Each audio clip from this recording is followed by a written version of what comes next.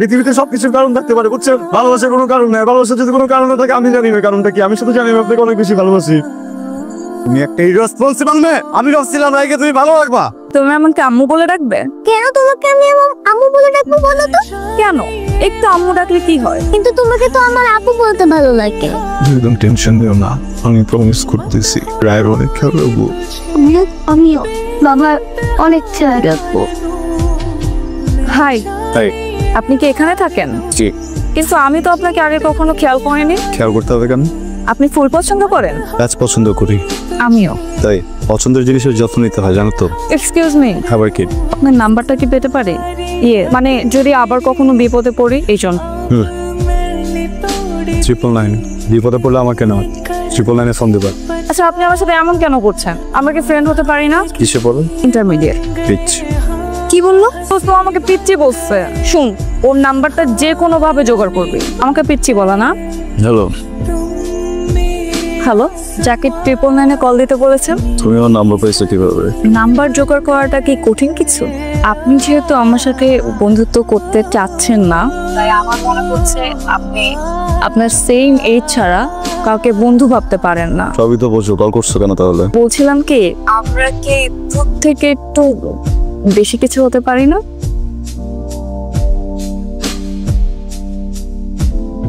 এই তুমি কে? আমি রিয়া। তুমি কে? আমি রাই। বাহ, বেশ সুন্দর মিল তো আমাদের। হ্যাঁ। কি হয় আপনার, ভাস্তে না ভাগ্নে? বাবা আজকে কি? ধাতি জি। বাবা? আমার মেয়ে। চলো মা। আপনি বাবা দাদা? দোস্ত, এই কে আছে তোর? তুমি এখানে দাঁড় করে রাখবেন? না ওই ভিতরে কেন, মানে আমি আপনার কাছে আসিনি। রাই, রাই কেমন আছো তুমি? ভালো আছি। আন্টি তুমি? হ্যাঁ, তোমাকে দেখতে আসলাম। এই নাও, এটা তোমার জন্য। আপনি না হলে আমার বন্ধু হবেন না, ওকে আমার বন্ধু হতে দিবেন না। আমি একটু তুমি নাও, তোমার জন্য। তুমি নিবা না? তুমি আমার বন্ধু হবে যদি তুমি এই গিফটটা নাও। ওয়েলকাম। ভাই কথা শেষ করো তাড়াতাড়ি করে, তোমার কাছে আসো।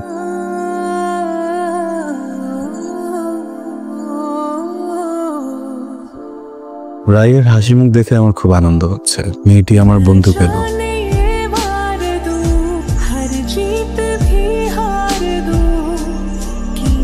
আন্টি তুমি কি আমাকে সাইকেল চালানো শেখাবে? হ্যাঁ, শেখাবো, কিন্তু একটা শর্ত আছে। কি শর্ত? শর্ত হচ্ছে তুমি আমাকে আম্মু বলে ডাকবে। কেন তোমাকে আমি আম্মু বলে ডাকবো বলো তো? কেন? একটু আম্মু ডাকলে কি হয়? কিন্তু তোমাকে তো আমার আপু বলতে ভালো লাগে। এই মেয়ে, আমাকে কি তোমার আপুর মতো মনে হয়? তোমার আমাকে আন্টিও ডাকতে হবে না, আম্মুও ডাকতে হবে না। তাহলে তুমি আমাকে আন্টি আম্মু বলে ডাকবে। তোমাকে আমি ডাকবো, কিন্তু তুমি যদি আমাকে সাইকেল চালানো শেখাও। Done deal.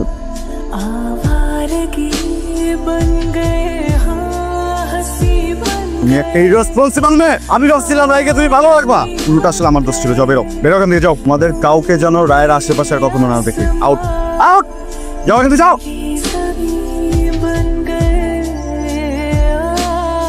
তুমি অনেক কথা বলছো, ঠিক আছে? ইয়া মা খেতে আসো। বলছি তো ক্ষুধা নেই, না খেলে তো অসুস্থ হয়ে যাবা। সামনে না তোমার পরীক্ষা। আচ্ছা তোমরা যাও, আমি একটু পর খেয়ে নিব। আসবা তো? সত্যি খেয়ে নিব। তোমরা এখন যাও প্লিজ। খাবো না। মায়ের হয়ে বলে বাবা ভয় পাই না, একটু খাও। খাবো না বলছি তো। মার মেডিসিন নিতে হবে তো, তুমি অনেক কিছু খাও, একটু খাও। মারবো? আন্টি কেউ মেরেছো, আমাকেও মারবো, সবাইকে মারবো। সরি বাবা, আসলে আন্টির কোনো দোষ নেই, তুমি শুধু শুধু আন্টিকে মেরেছো। সরি মা। আমাকে সরি বললে হবে, বলে তুমি বলতে হবে না? বলবো। তাই তুমি এখন কেমন আছো? আমি একদম সুস্থ আছি আর ভালো আছি। আবার বাবা হয়। আসসালামু আলাইকুম। ওয়ালাইকুম সালাম। রিয়া কি আছে বাসায়? হ্যাঁ বাসায় আছে, কিন্তু কি যে বলি, ইদানিং ওর কি যেন হয়েছে, ও কার সাথে কথা বলতে চাচ্ছে না। ক্লাসে যায়, ক্লাস থেকে ফিরে এসে রুমে চুপচাপ বসে থাকে। আমি কি একটু চেষ্টা করে দেখতে পারি? হ্যাঁ শিওর। রিয়া, রিয়া তাইকে নিয়ে আসছি আমি। আন্টি কেমন আছো তুমি? ভালো আছি। সরি, আবার সেদিন তোমার গায়ে হাত দেওয়া ঠিক হয়নি। আসলে রাই ছাড়া আমার আর কেউ নাই। আমার জীবনের সব থেকে সেন্সিটিভ পার্ট বলতে পারো। এর আগেও একটা অ্যাক্সিডেন্টে আমি অনেক বড় কিছু হারিয়ে ফেলছি, তো নতুন করে কোনো কিছু হারানোর শক্তি বা সাহস আমার নাই। আমাকে মাফ করে দাও, আমি কথা দিচ্ছি আর কখনো এরকম হবে না।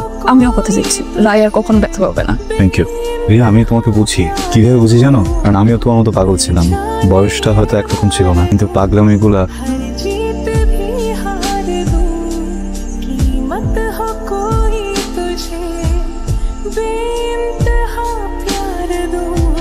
কিন্তু পেয়ে গেলাম মনের চিকিৎসা বলে।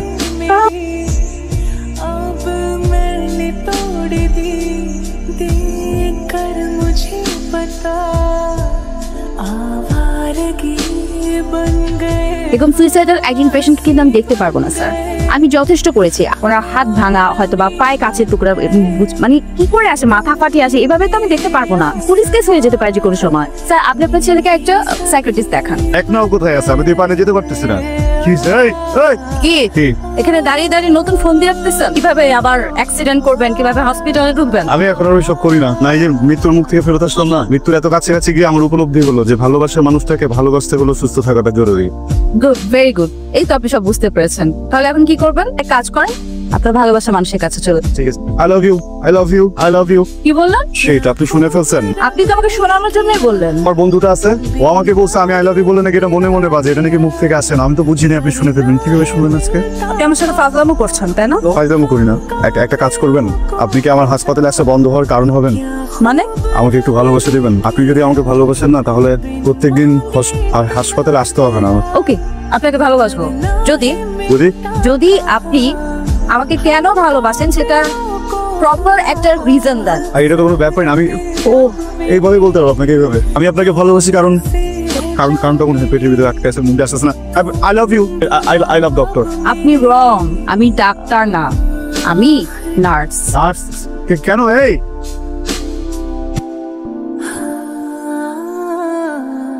কংগ্রেচুলেশনস। কেন?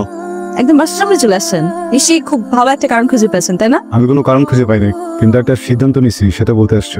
আমি চলে যাচ্ছি। কোথায় চলে যাচ্ছেন? সবকিছু ছেড়ে চলে যাচ্ছি, শহর ছেড়ে চলে যাচ্ছি, আপনাকে ছেড়ে চলে যাচ্ছি অনেক দূরে। এখন কি এটারও কারণ বলতে হবে? আমি কেন চলে যাবো জানি না কারণ কি। না মানে আমি স্যার, আপনার বাবা মা আপনার জন্য একটা মেয়ে ঠিক করেছে, তাই না? শোনেন, আমার বাবা মা নাই, বুঝছেন? আমি কখনোই কোনো মেয়েকে বিয়ে করবো না। আমার মতো ছেলেরা একবারে একজনকে ভালোবাসে আর তাকে বিয়ে করে, আর তাকে যদি বিয়ে না করতে পারে তাহলে কখনোই বিয়ে করে না, দূরে চলে যায়, বুঝছেন? আমি তো কারণ বলতে পারি নাই, এই জন্য আমি আর থাকবো না। মানে ভালোবাসা যে একটা কারণও থাকতে পারে, এটাই তো আমি জানতাম না আগে। কি করবো বলো? আমি শুধু জানি যে আমি আপনাকে ভালোবাসি। আপনার আমার পেটে আপনি হয়েছেন না? আপনার আমার পেটে আপনি হয়েছেন কেন? আমি কেন হই নাই? আমার পেটে আপনি হতেন, আপনি আমার পেটে কেন হন নাই? এগুলোর কোনো কারণ আছে? কখনো জিজ্ঞেস করছেন এগুলোর কারণ কি? পৃথিবীতে সবকিছুর কারণ থাকতে পারে, বুঝছেন? ভালোবাসার কোনো কারণ নেই। ভালোবাসা যদি কোনো কারণ থাকে আমি জানি না কারণটা কি। আমি শুধু জানি আমি আপনাকে অনেক বেশি ভালোবাসি। আসি।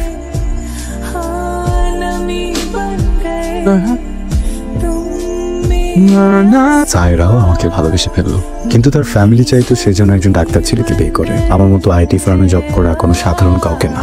কিন্তু সায়রা তার সিদ্ধান্তে অটল ছিল, ভালোবাসার মানুষকে সে হারাতে দিবে না। এক সন্ধ্যায় খুব সাধারণ ভাবে বেলি ফুলের মালায় আমরা দুজনকে বরণ করে নিলাম। রায় একটু একটু করে বড় হতে লাগলো।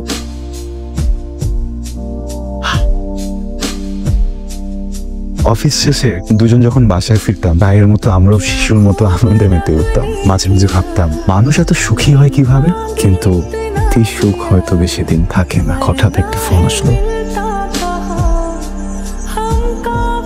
সরি ভাই, আসলে বাঁচাতে পারিনি।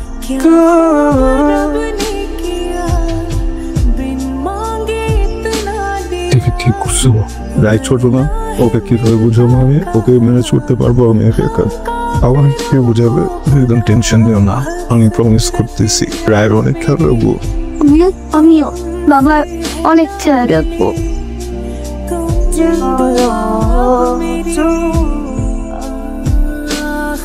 একটা সময় মনে হতো আমি খুবই স্ট্রং, কিন্তু আমি বলছিলাম আমার মা, আমার রায় অনেক স্ট্রং, যে এতগুলো দিন আমাকে তোমার ভিতরে আমার জন্য যে অ্যাফেকশনটা কাজ করে না, এটা আবেগ, এটা ভালোবাসা না। তুমি যখন একটু বড় হবা, পৃথিবীটা আরো সুন্দরভাবে আরো পরিষ্কারভাবে দেখতে পারবা, তখন আমার এই কথাগুলো বুঝবা। তুমি না সময়গুলো নষ্ট করো না, তুমি নিজের যত্ন নাও, ঠিকমতো পড়ালেখা করো। এবার যখন ঠিক সময় আসবে, খুব সুন্দর একটা মানুষ তোমার জীবনে চলে আসবে। আমি না আমার নিজের মানুষগুলোকে নিয়ে অনেক অভ্যস্ত হয়ে পড়েছি, বুঝছো? নতুন করে আর কিছু ভাবতে পারছি না। আমি কথা দিচ্ছি আর আপনাকে জ্বালাবো না। আমি রায়কে ঠিক রায়ের জন্য সময় দেব, আপনার জন্য না। আপনার সাথে আমার গল্পটা এখানে স্টপ করে দিলাম। তবে একটা কথা, আমি যখন বড় হব আমি আপনাকে তুলে নিয়ে আসবো, বিয়ে আমি আপনাকে করবই। দিচ্ছি।